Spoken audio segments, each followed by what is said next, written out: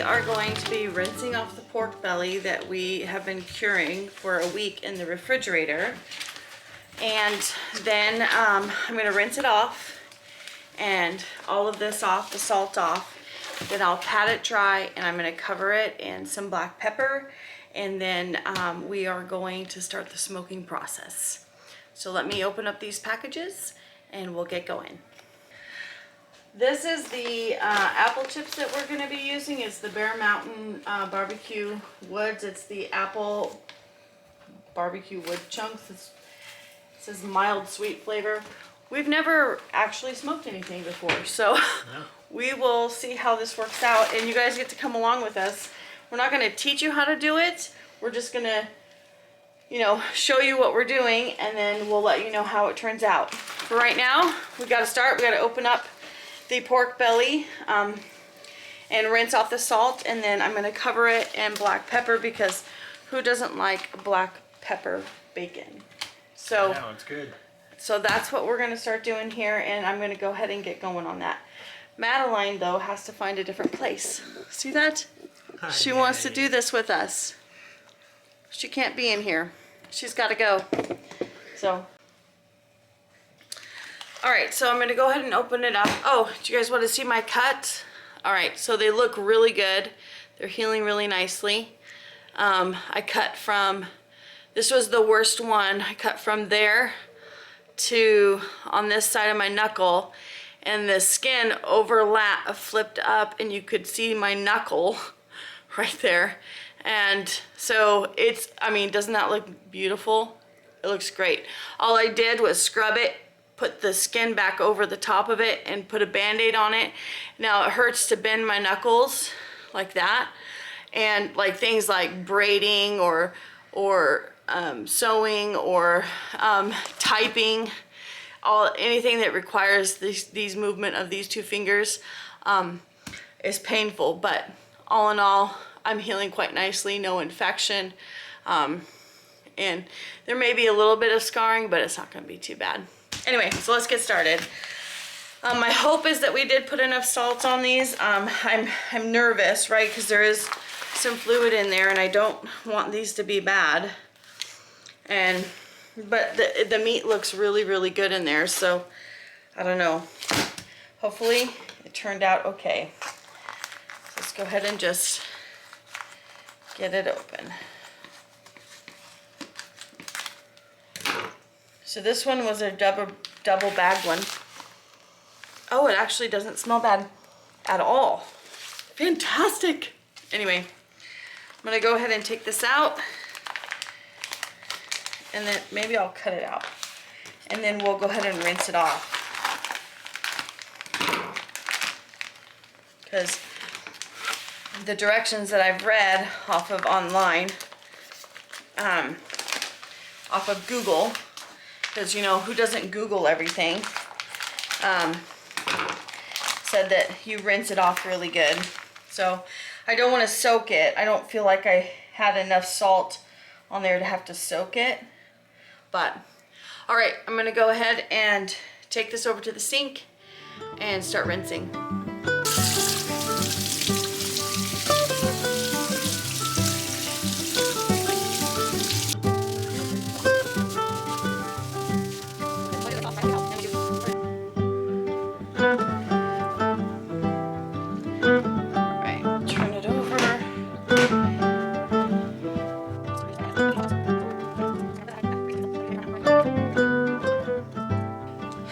Alright, so I just have you know, just gourmet black pepper, nothing fancy.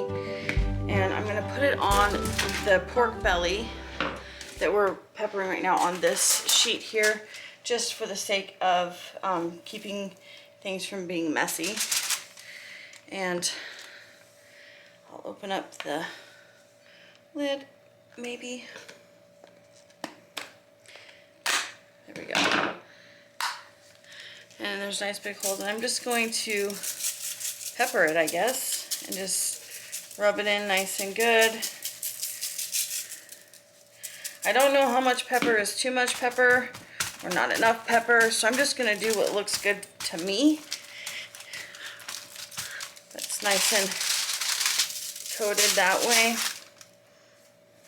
And then I'll do the other side.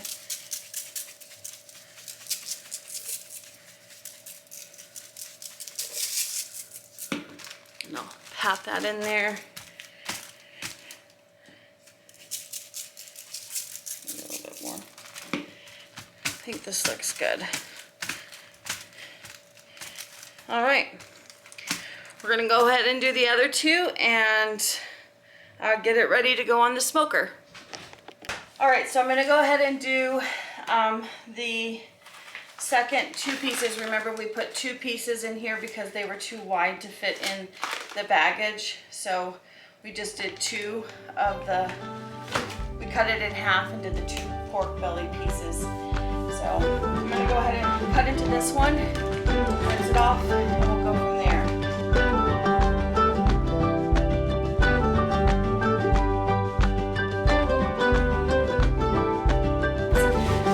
Edward and I have, we've been talking about, you know, just our YouTube channel, the quality of the content we've been putting out, whether or not we are being vulnerable enough with our followers and fans, and we decided that we wanted to be a little bit more vulnerable. You know, and it's scary being vulnerable. It's scary putting yourself out there on a public platform. And the biggest fear associated with that is judgment, right? And we've never had a bad comment that I can remember. And I don't think that there is. You can scroll through the comments.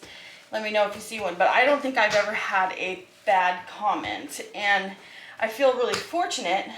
But we also don't have that big of a following on our YouTube channel yet, because it takes time to build that up. So talking about, you know, Edward and I becoming more vulnerable as people and more vulnerable as a couple just in life, but also sharing things with everybody, we decided that we needed to address some of our fears associated with vulnerability. And so we've been doing a study, and I'm not finished with it yet, and we're still in the process of it, but we've been studying the power of vulnerability and a mindset that's called scarcity. And if you guys remember, we've talked about, at least last year, maybe I don't know if it was the year before that, but last year I know we talked about how we were learning to change our mindset from poverty thinking to abundance. But on the other side of the coin of abundance is a scarcity mindset, the mindset that I don't have enough, I'm not enough, I'm too tired. You know, it's just, there's not enough time in the day, we're too busy. We have too much on our plate, you know, not enough resources, not enough money, not enough, you know, whatever it is, the scarcity mindset. And we have been trying to look at just our overall mindset of going, okay, are we approaching things? Do you want to pepper that for me, babe? Are we approaching things from like this scarcity mindset, and how much are we doing that? You know, like what is the quantity of time that we're spending with our thoughts, thinking in negative patterns? Look at that, nice and peppery. Do the next one. Well, I mean, how many times do we start off our day thinking, I didn't get enough sleep, I don't have enough time? Like you were saying, we start off our day thinking that way. Yeah, right. And depending on how you went to bed the night before really kind of depends on what's still on your mind when you wake up. I don't know, that's the way it is with me. Is that way with you? Yeah. So, now that we're aware of that, we're also paying attention to how often we spend in that mindset and how that mindset impacts our day. And it's really made us become more vulnerable in the sense going, I struggle with looking at reality or a habit of speaking or speaking over myself, of what I feel like I'm lacking in and how that lack of something impacts my day. So I've noticed that gratitude helps the scarcity mindset profoundly. All right, we've got all of our pork belly peppered. I'm gonna wash my hands. We're gonna take the camera out with the smoker. We'll be right back. All right, well, the smoker's not ready yet. So we're gonna let the pork belly get up to room temperature, because we need to stabilize the temperature on the smoker to ensure that it's at the temperature that we want, and it needs to maintain that. Anyway, what I was saying about the scarcity mindset is that having a scarcity mindset sets the tone for your day, right?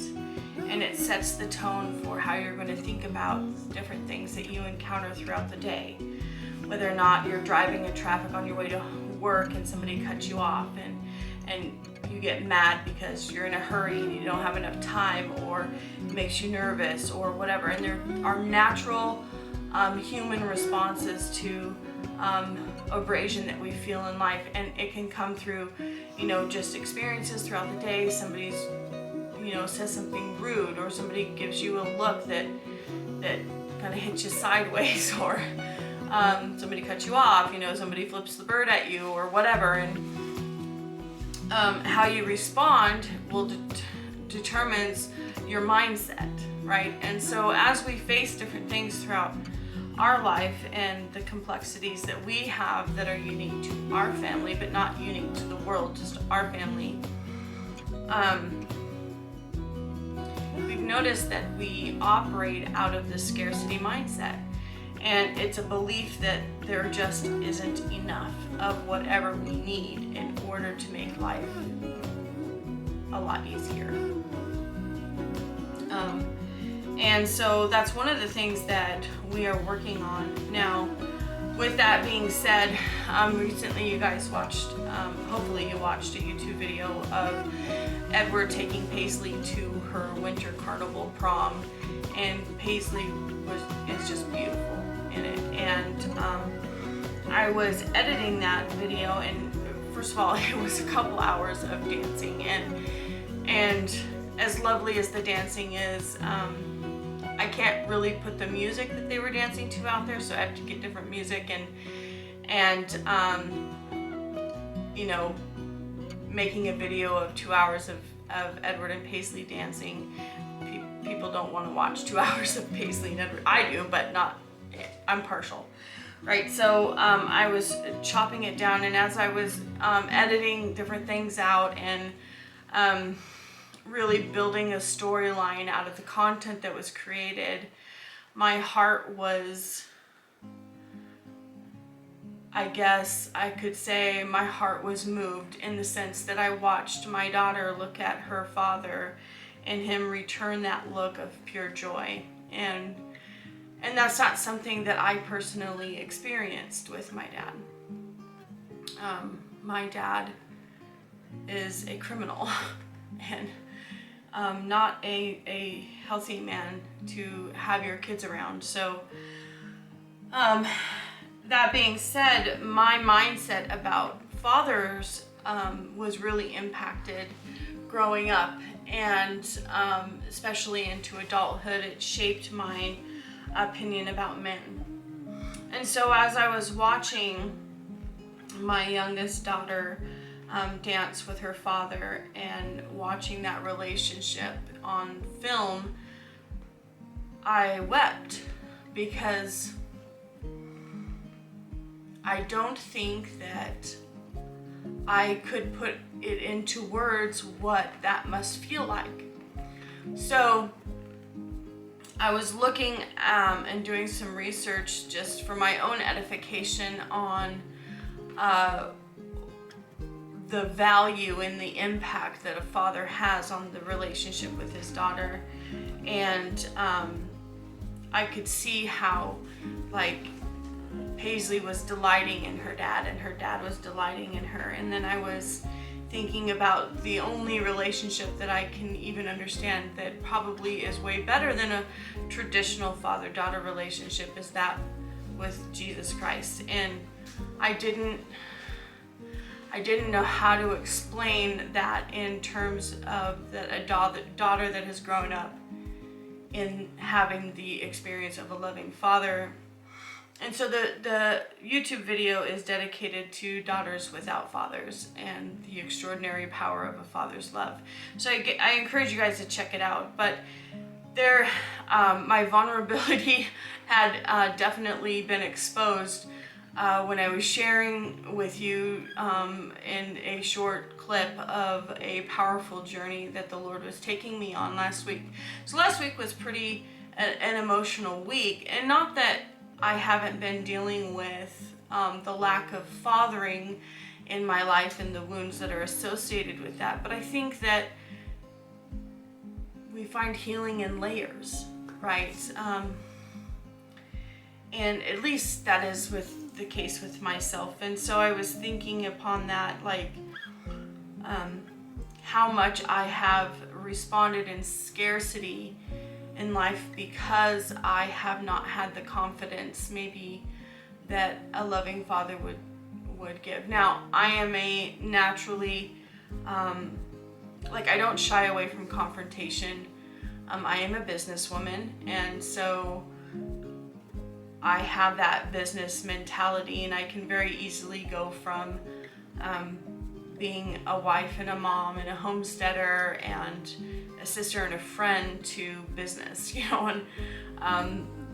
and sometimes I have a hard time getting out of my business head, but there's a lot of times where I don't approach many situations with the tenderness of somebody that has experienced tenderness. And I can see how the lack of fathering has impacted my life significantly, and that's just one of the many areas.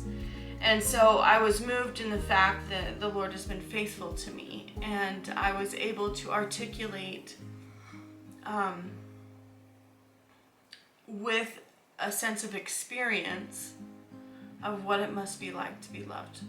And I no longer have to look at myself or need to look at myself, and I need to change my mindset of somebody who is a fatherless daughter, because I do have one. I have an extraordinary one. And so I don't need to identify with something that I've always identified with. And so I have to change my mindset. And I'm discovering that to live truly vulnerably, we have to look at ourselves and pull apart the areas in our lives where we live outside of a scarcity mindset due to experiences, and are we willing to release that and the understanding of that and the security of that, regardless of how dysfunctional it is, the security of this mindset, and are we willing to grapple with the uncomfortability and the fear of vulnerability? And so that's just kind of where we're going in life, and I wanted to share that with you guys and just let you into a little peek of what's going on inside of my heart and the conversations outside of homesteading and work and raising children and expanding families, the things that Edward and I are facing together as a couple. All right, friends, we're sitting at about 120 or 170, and we want to keep the temperature between 150 and 200 on the smoker. You can see that it is smoking really well. I'm going to go ahead and put pork belly in here, and it's just gonna get nice and smoky, I guess. All right, we're just gonna let it go, and we want to let this go until the internal temperature is about between 140 and 150. And then we will be taking it smoking. Well, I can't breathe. Hold on. Oh, okay. Well, sorry about that, folks. So, I just need some air. So we'll keep checking it, make sure it's smoking until the internal temperature is between 140 and 150. And then we'll take it off, and I'll bring you back, guys, to show that to you when it's ready. And then we will put it on a cookie sheet, something like this, but clean. And we will put it in the refrigerator and just let it, like, all the smoke and the flavor just rest, right? And let it really permeate. And then we'll put it, we should be able to, it being in the refrigerator, should be able to slice it on the meat slicer. So we'll do that video as well. But we need to do this part first, obviously. So, well, my friends, so this is the first pork belly. It's warm. It's not like hot to the touch, but it does, like, you can definitely feel warmth. So basically we're going to take the other two pork bellies out, and the smoked ones out of the smoker, and they should be coming out fairly soon because this one's already done. And once we get it out, we're actually going to take it and put it in the refrigerator overnight, and it's just going to cool down. And then tomorrow we should be able to slice it up, package it, and put it in the freezer. So we can bring you back to conclude it on that. But we also want to show you the last two pork bellies that are in the smoker. Yeah. This is the man. It's getting and cold there's out there. Maddie at the door. Don't let her in. She wants that bacon. I gotta put the bacon up off the counter because Madeline's head can go right on the counter. Anyway, so hey, if you guys take a minute, go down and hit the like and subscribe button. We would be really grateful. We're gonna bring you back for the next two pork bellies coming out of the smoker, and then we'll catch you guys tomorrow.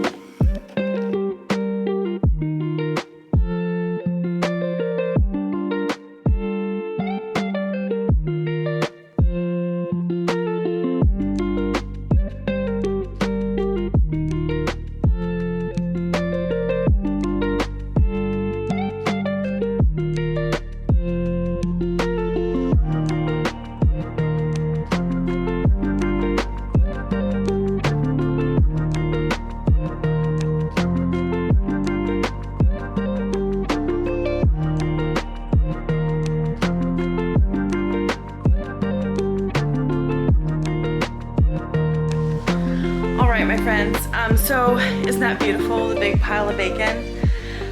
So here's the deal is we have a barbecue, a gas grill, and it has a smoker attachment. And what I noticed that it's really hard to regulate it, and I don't know if it's because it's winter, but it either, like, if the wood chips catch on fire, then it gets too warm. And then if you don't have, I don't know, I made some mistakes. Like, I thought I needed more smoke, but actually there's, I guess, a difference between blue smoke and white smoke. I didn't even know there was blue smoke. But anyway, you'll learn something new every day. So, but there is. So there's a difference between the smoke and the quality of the food that the taste that it has. So these were finished out with what Edward called blue smoke. So, yay. Oh, hey, hon. Are you coming in for a warm-up? Yeah, I mean, I can't feel my hands or my face, but the bacon looks great. It sure does. So, I'm going to let it rest for a minute out here, and then I am going to get the vacuum sealer out and put each one in the vacuum seal it up, and put it into the refrigerator. I think it will hold all of that fat and juices and the smokiness of it, and I think it will just hold better. And then once it firms up from getting really cold, we'll go ahead and slice it up and put it into our freezer. Anyway, we're gonna wrap it up for tonight, and we'll catch you guys tomorrow. Talk to you later. Bye.